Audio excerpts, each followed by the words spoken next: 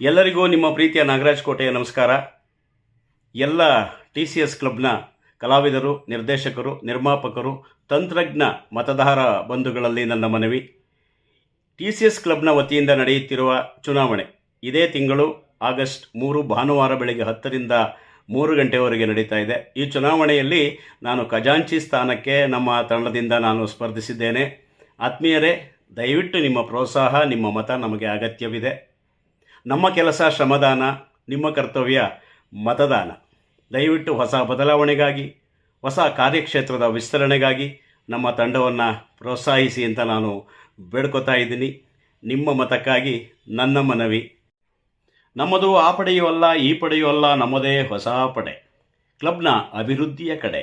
ಇರಲಿ ನಿಮ್ಮ ನಡೆ ನವ ಪಥದ ಕಡೆ. ನಮ್ಮ ಟಿವಿ ಕ್ಲಬ್ಬಿನ ಹಿತಕ್ಕಾಗಿ ನಿಮ್ಮೆಲ್ಲರ ಮತ ನಮ್ಮ ನವಪಥಕ್ಕಾಗಿ.